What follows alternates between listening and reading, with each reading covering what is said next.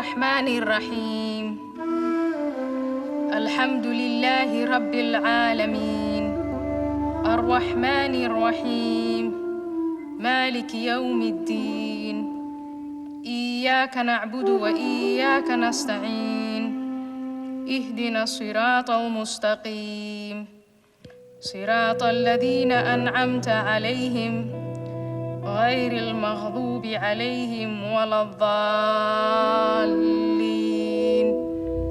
آمين.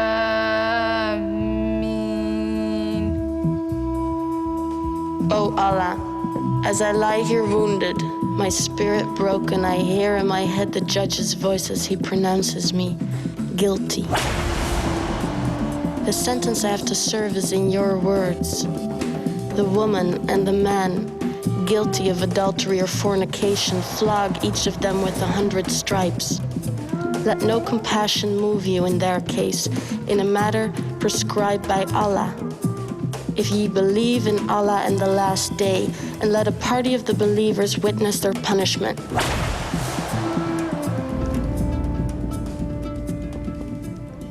Two years ago, on a sunny day, while at the souk, my eyes were caught by those of Rahman, the most handsome man I have ever met. After that day, I couldn't help but notice his presence whenever I went to the marketplace, and I was thrilled when I learned that his appearance at the bazaar was not a coincidence. One day, he suggested we meet in secret, and I said yes. And as the months went by, our relationship deepened.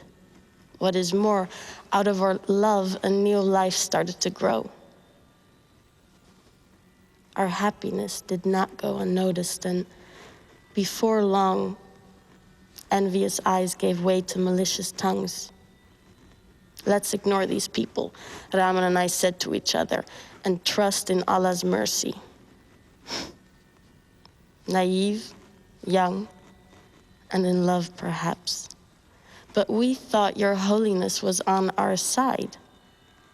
Rahman and I shared affection and trust and a deep respect for each other. How could Allah disapprove? Why would he?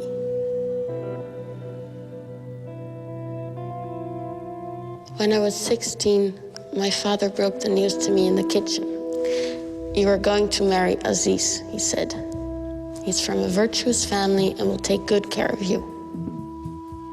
My wedding day was more of a celebration of my family than of mine. Once in my marital home, my husband approached me. Ever since, I recoil from his touch. I am repulsed by his smell, even if he has just had a bath.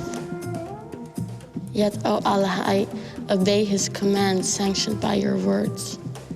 And I let him take me because each time I push him away, he quotes you. They ask thee concerning women's courses. Say, they are a hurt and a pollution. So keep away from women in their courses and do not approach them until they are clean. But when they have purified themselves, ye may approach them in any manner, time, or place ordained for you by Allah. For Allah loves those who turn to him constantly. And he loves those who keep themselves pure and clean.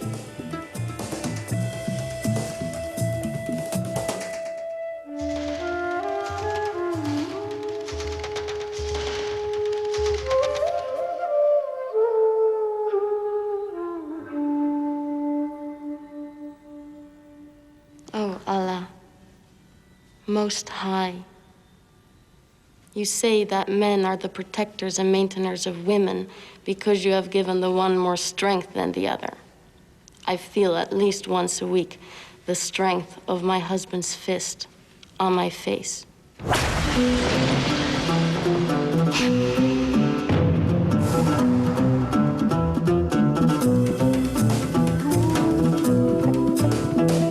Oh Allah, Most High, life with my husband is hard to bear, but I submit my will to you. My husband supports me from his means, and therefore I am devotedly obedient. and guard in my husband's absence what you would have me guard. But my husband, maintainer and protector, fears disloyalty and ill conduct on my part. He accuses me of being ungrateful to him.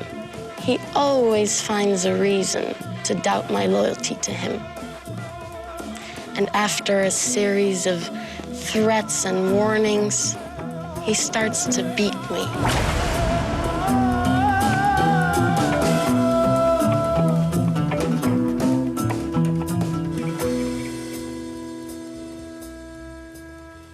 O Allah, most gracious, most merciful, just as you demand of the believing woman, I lower my gaze and guard my modesty. I never display my beauty and ornaments, not even my face or hands. I never strike with my feet in order to draw attention to my hidden ornaments, not even at parties. I never go out of the house unless it is absolutely necessary, and then only with my father's permission. When I do go out, I draw my veil over my bosom, as you wish. Once in a while, I sin. I fantasize about feeling the wind through my hair or the sun on my skin, perhaps on the beach. And I daydream about an extended journey through the world, imagining all the places and peoples out there. Of course, I shall never see these places or meet many people because it is so important for me to guard my modesty in order to please you, O Allah. So, I cheerfully do as you say and cover my body from head to toe, except while I'm in the house with family members only. Generally, I'm really happy with my life. However, things have changed since my father's brother, Hakim, is staying with us. He waits till I'm at home alone and comes to my room and he orders me to do things to him, to touch him in places most intimate. So since he's with us, I took to the habit of wearing the veil inside in order to deter him. That doesn't stop him, though. Twice now, he unveiled me, ripped my inner garments, and raped me. And when I told my mother, she said she would take it up with my father, but my father ordered her and me not to question his brother's honor. I experience pain each time my uncle comes to see me. I feel caged like an animal waiting for slaughter, and I'm filled with guilt and shame, and I feel abandoned, yet surrounded by family and friends. Oh, Allah. Hakim is gone now that he knows that I'm pregnant.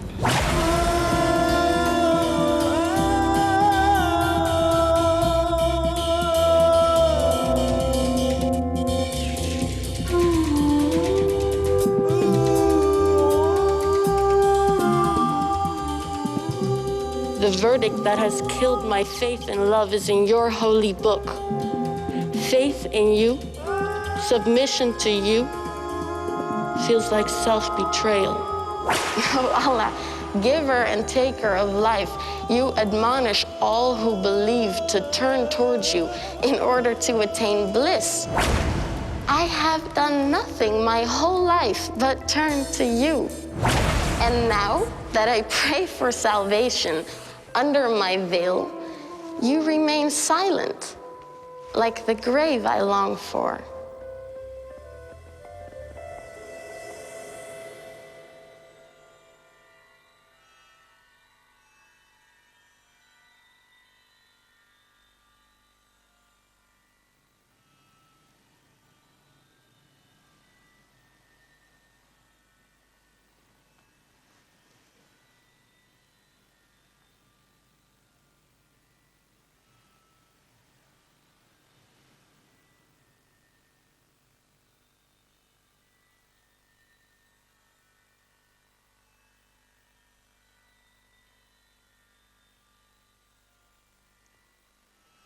Assalamualaikum warahmatullah.